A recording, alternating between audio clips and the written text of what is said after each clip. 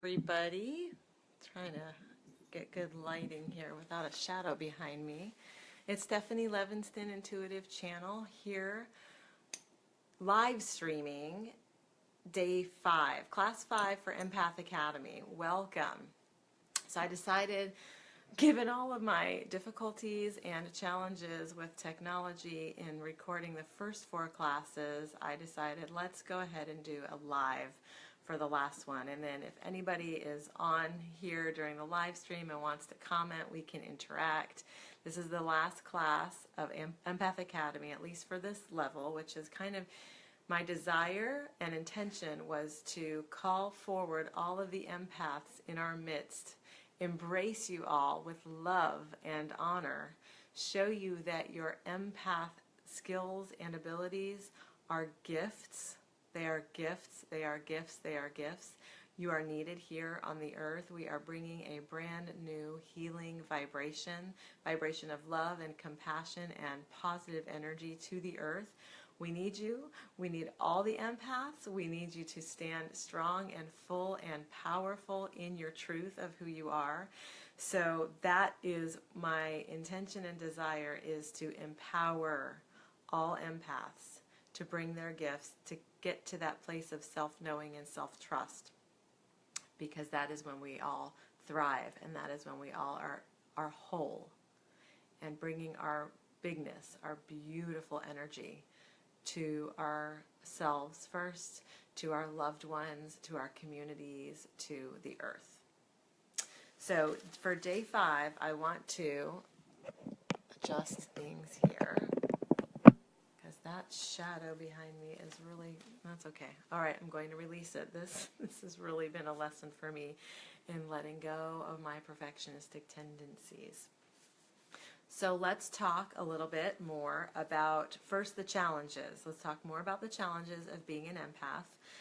And some of these are what I identify with. Some of these are from Dr. Orloff's book. And I would love, if you are watching live or if you watch the replay, type in, share with us, join us in the conversation of what it's like for you being an empath. What are some of the challenges that you personally face? But in general, we can easily be overstimulated, right? We have a very sensitive nervous system, most of us empaths, and so that would suggest that stimulation, verbal, auditory, visual, tactile, olfactory, is more likely to trigger a stronger response for us because we're much more sensitized than others. We have intense feelings, and we also are very sensitive to the feelings and intense feelings, certainly, of other people.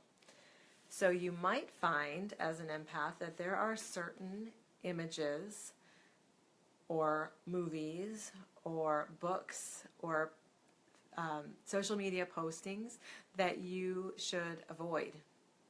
And you can't, here's the thing, you can't unsee something, right? And you can't unknow something. And so I think I talked in another one of my videos here about the importance of having as clean and clear of a news feed for your social media as possible, and really taking the responsibility on of not overexposing yourself to news in general, because what we tend to be shown in mainstream media are the gut-wrenching, incredibly upsetting, violent images. That's not going to help you. You do not need to feel like you have to see that stuff in order to be an agent for change. Let me say that again. We do not need to be subjected to the visual atrocities or auditory atrocities of what is going on in our world in order for us to be an agent of healing and change. In fact, for empaths, it's quite the opposite, I think. It's enough to know a little bit of what is going on, and for us to go to that deeper place and bring forward the compassion and the love and the kindness and the understanding that we have to offer. We do not have to steep in it. Please do not. I have learned this over and over and over again.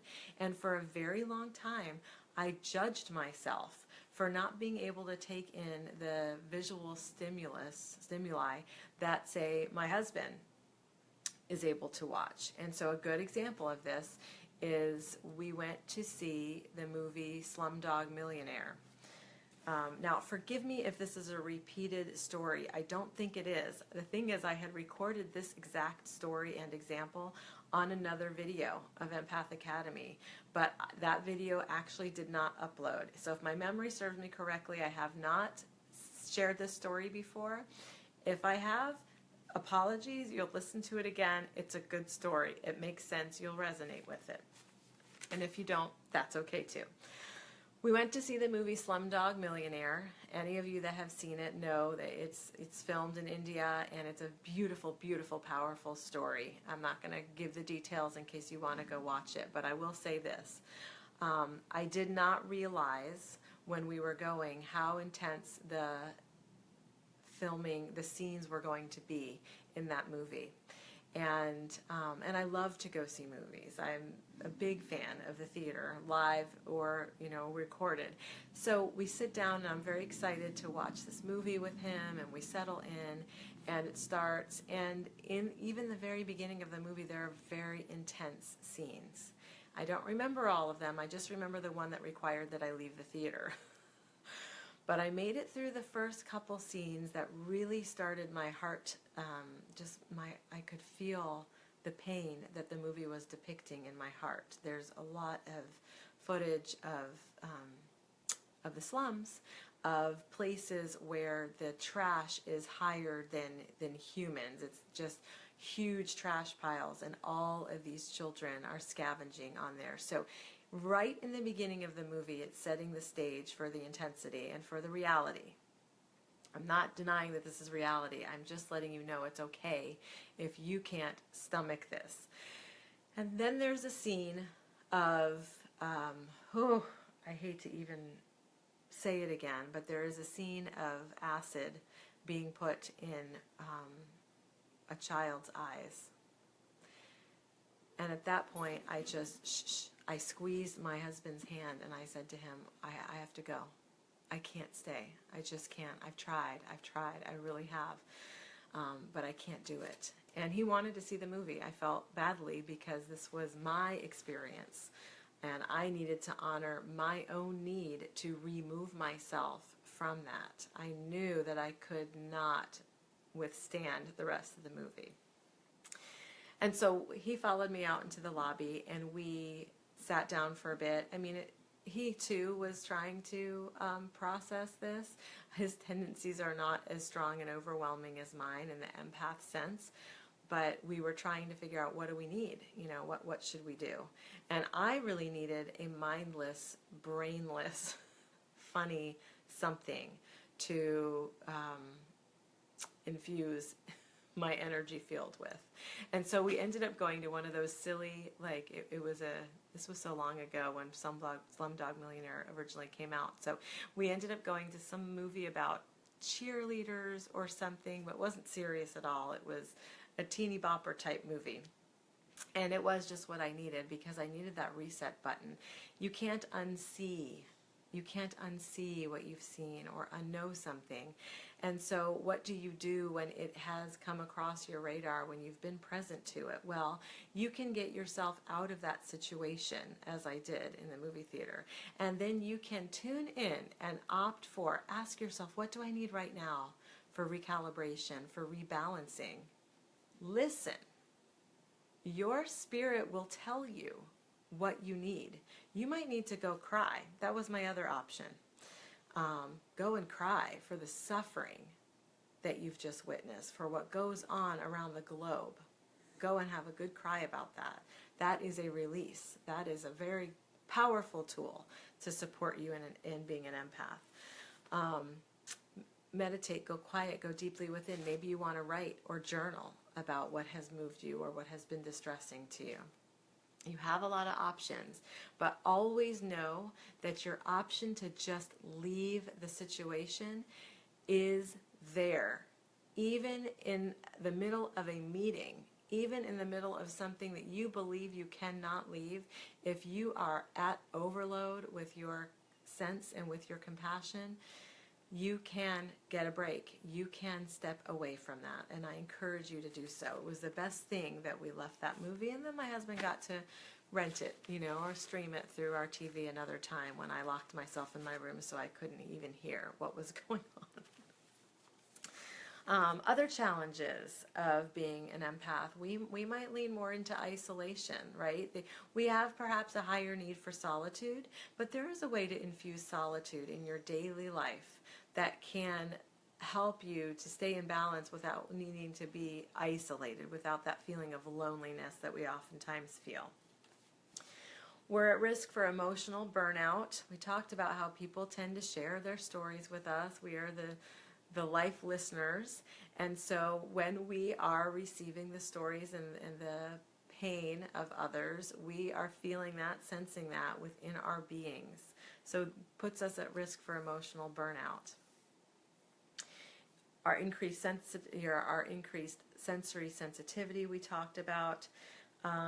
Sometimes we have difficulty expressing our needs and our wants within relationships because we feel as though we should be similar to another.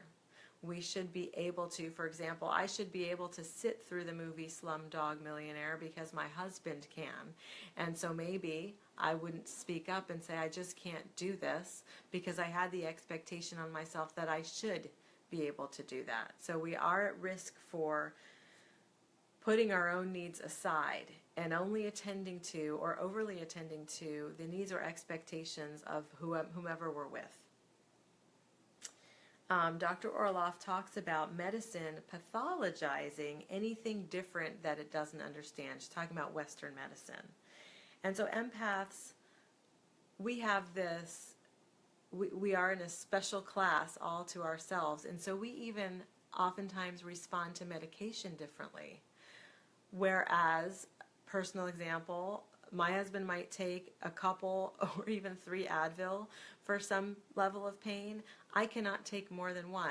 1 is absolutely enough for me. Whereas one person might be able to tolerate another type of medication or perhaps alcohol. Empaths might be more sensitive to the effects on our system of alcohol, of caffeine, of medications, anything that could disrupt sort of this balance that we have. It's a more sensitive balance. So we're not overly sensitive, people. Let me be clear. Empaths are not overly anything. Being an empath is a superpower. It is something that we need to feel proud of and that we can offer more readily once we recognize that we have an entire community of individuals like us who are able to, who have these gifts, and we're learning together how to use them and bring them forward more powerfully. All right, so let's talk about ways to self-protect, how we can support ourselves as empaths. Like I said, you can step away from a situation that's getting too intense. That is one way. Something else you can do, breathe.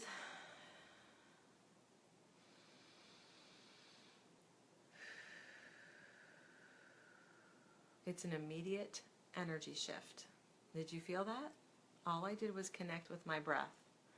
It changes my voice. It changes the intensity behind my voice. It changes the intensity that I'm feeling right now in this moment. And it drops me into this moment. I'm fully present now, even more fully present than what I was when I was rushing through my words and trying to convey ideas and get things across in a certain time frame. When you connect to your breath, you allow your energy to settle back into your body. You signal, I believe this completely, you signal your guides that you are now more open to receive, and they will come forward if that is what you wish. You signal your readiness for divine connection, and you signal the desire for a little bit of space from that which is causing some intensive experience for you, some intense experience. Dr. Orloff has a beautiful mantra that she suggests using, which is, she says, breathe deeply when you are in the moment of overwhelm and say this mantra: return to sender, return to sender, return to sender, return to sender, over and over. It's so brilliant because that is you acknowledging that this energy barrage that you are present to is not coming from you. It's coming at you. It's not for you. And so you get to push that back. You get to deliver that back to whoever that energy belongs to. And I do something very, very similar when I am clearing my energetic field, when I am saging my space or myself. I say I am disconnecting from any energies that have corded to me, that have connected to my energetic field, that do not belong to me. I am blessing them and sending them back to their rightful hosts. We are not meant to be hosts for other people's energy, even in a positive way. In no way, because once we agree to host another's energy, that sends us to a place of confusion and chaos very quickly. Fastest path to it. So bless the energy, yes. Cut the energy away. This is my high-tech cord cutting technique, by the way. I do it all the time. Clear the energy, bless it, send it back to its rightful host. It's not for you.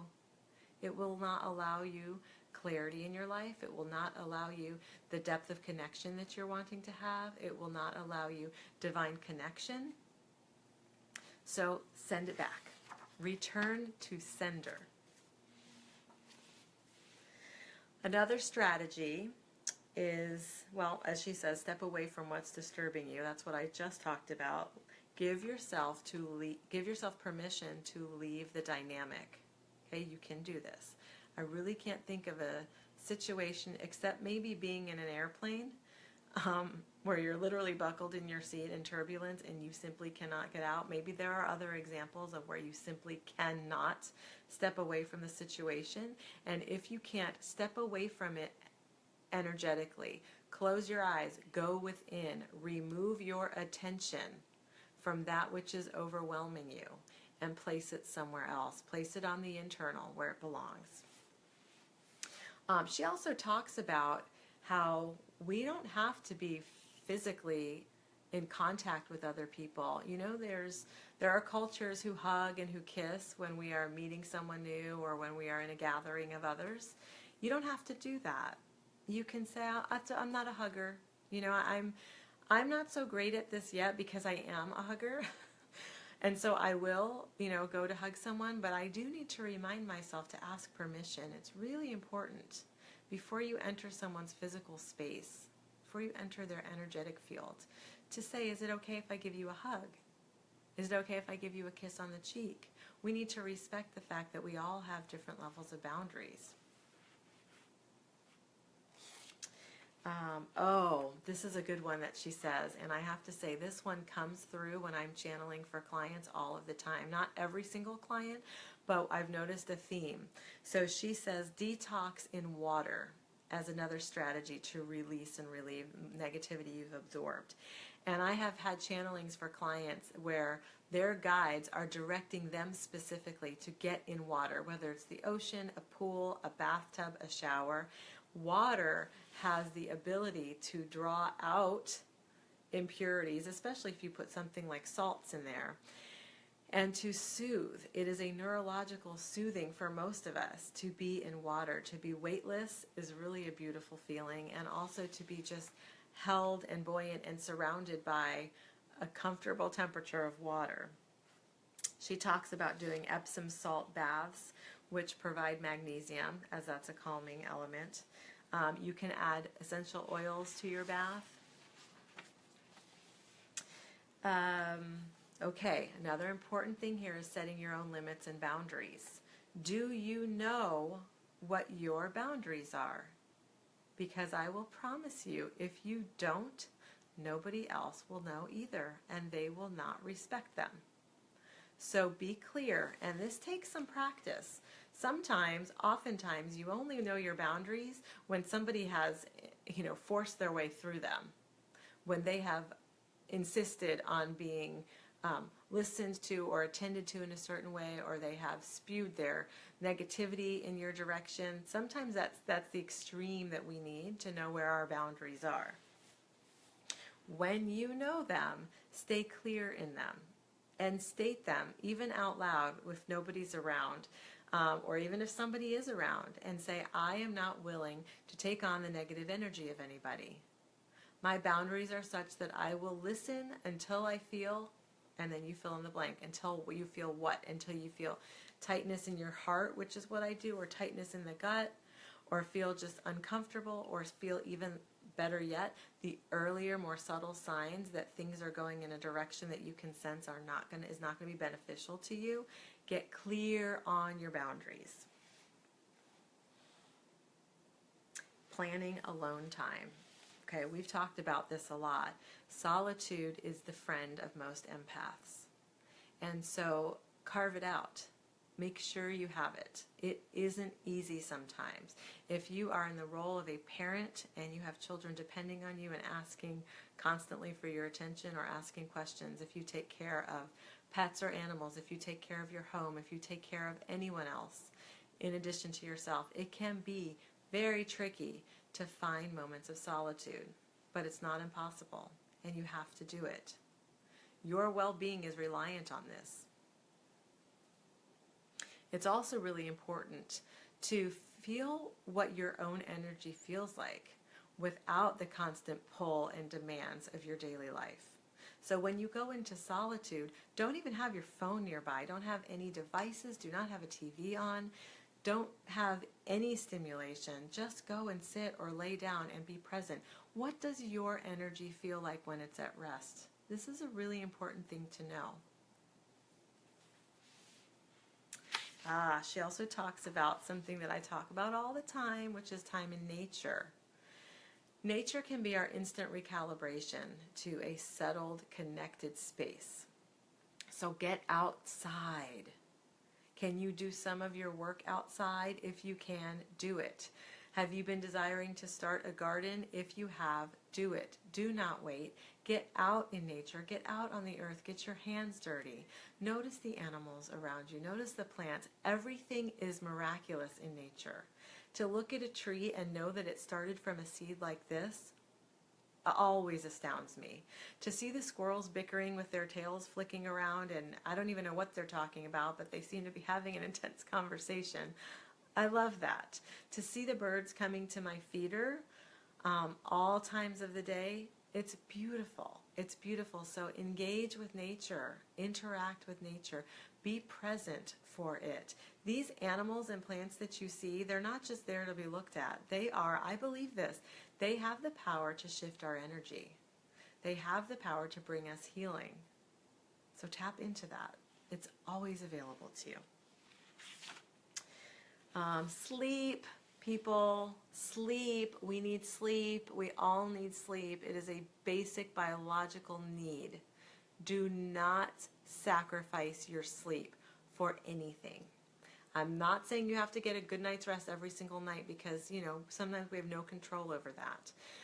But make sure that you have a calming nighttime routine that gets your energy into the frame of mind to really be more settled, to be more slow. If you do not get enough rest, you will not feel balanced in anything. Not in your thoughts, not in your work, not in the way that you approach things. Your feelings will feel off. Trust me, I know this. I feel like a crazy woman when I don't get the sleep I need. People run from me. My family actually runs from me if I announce that I have had a bad night's rest. And it's for their benefit that they do that. And also naps, right? So you can take little power naps through the day. It's important to do that. If you don't get the rest you need at night, find a way, again, get away from things and sleep. Take a brief nap. It will be a complete recharge. Okay, so that is going to wrap up Class 5 of Empath Academy. I will be adding more and more information and videos on this very topic, but in terms of this being sort of a complete course to bring in more of the tribe of beautiful empaths that we have in our communities, this will be the wrap up to it. I am so grateful to those who have joined me. I'm so grateful for all of you that have given me feedback and commented. Please continue with the comments. This is a conversation. I want to be interactive with this because this is how we can support one another in our journeys. And that's my deepest desire. So for those of you who this resonates with very deeply, maybe you want to dive in even deeper and start to understand more and more about yourself, your own soul, then I invite you to schedule a session with me. Let's channel your beautiful soul. Let's bring it in and hear what it's up to, what things are going to support you even more powerfully on your journey, where you might need to guide your attention to be focused in ways, or increase your awareness of ways that you're maybe dipping into the more frantic, frenetic energies that don't serve you.